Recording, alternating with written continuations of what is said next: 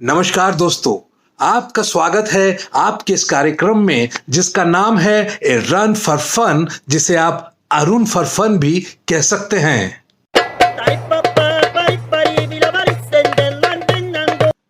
पिछले पूरे सप्ताह एक कंट्रोवर्सी चलती रही कि ये बताइए कि कौन सी चिकित्सा पद्धति ज्यादा बेहतर है, आयुर्वेदिक या एलोपैथी। तो क्यों ना आज हम बात कर लें भारत में उपलब्ध विभिन्न प्रकार की चिकित्सा पद्धतियों पर।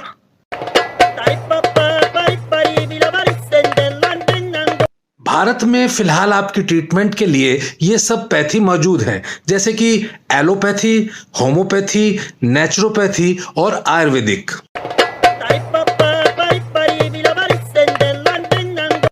आइए इनके बारे में थोड़ा डिटेल में जान लेते हैं। सबसे पहले बात करते हैं होम्योपैथी की।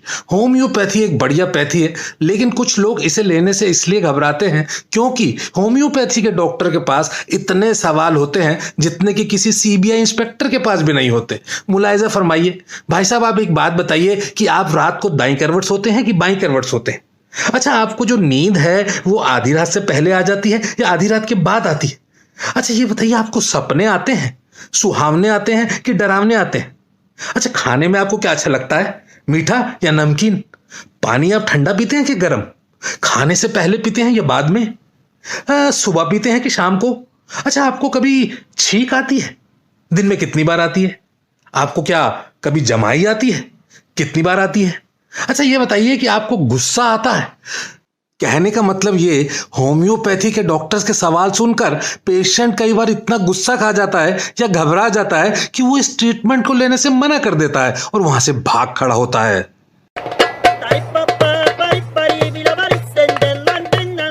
अब बात करते हैं नेचुरोपैथी की। नेचुरोपैथी के बारे में तारीफ करना और किसी दूसरे को इस ट्रीटमेंट की सलाह देना तो आसान है, लेकिन खुद इसे अपने लिए अपनाना जनाब ऐसा है जैसे कि सुसाइड करना। जिस तरह से इंश्योरेंस वाले अनहोनी का डर दिखाकर आपको कोई ना कोई पॉलिसी दिलवा देते हैं और आपकी जेब को फलने फूलने नहीं देते ना, वैसे ही ये नेचुरोपैथी वाले आपको दीर्घ जीवन का लालच देकर उपवास दर उपवास रखवाकर आपके शरीर को फलने फूलने नहीं देते हैं।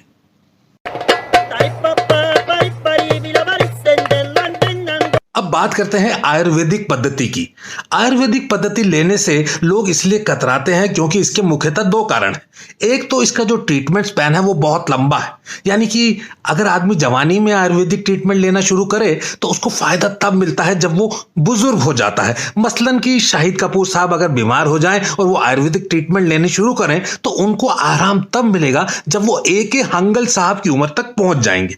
दूसरी बात, आयुर्वेदिक के अंदर जो अच्छी अच्छी खाने की चीजें होती हैं उनको खाने से मना कर देते हैं, और जिन खाने की चीजों में बकरी की मेंगड़ियों जैसी बदबू आती है उसे खाने को कह देते हैं।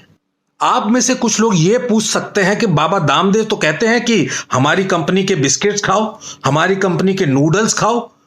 तो बात यह है कि इन बाबा दामदेव की बात पर तो यकीन करना नहीं, क्योंकि आप ध्यान से देखिएगा, जब ये कोई बात बोलते हैं ना तो अपनी एक आंख नीचे कर लेते हैं ताकि बाद में कह सके मैं तो मजाक कर रहा था, मैं तो मजाक कर रहा था।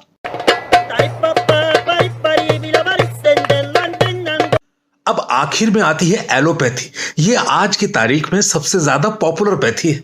इसके अंदर ना सिर्फ आपकी बीमारी बल्कि आपका बैंक बैलेंस साफ करने के भी कई तरह के नुस्खे हैं। वैसे एक चीज मैं आपको और बता दूं, एलोपैथी का पैथोलॉजी के साथ में बड़ा जबरदस्त नेक्सस है।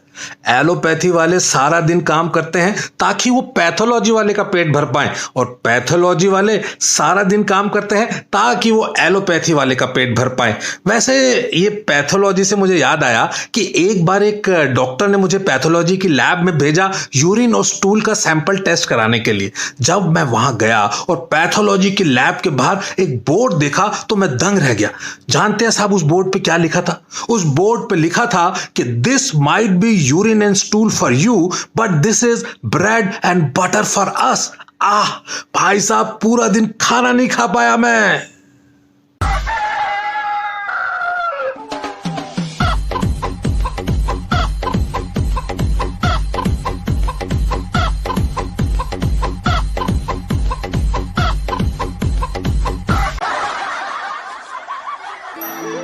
नमस्कार, यह है रेडियो प्लेबैक इंडिया।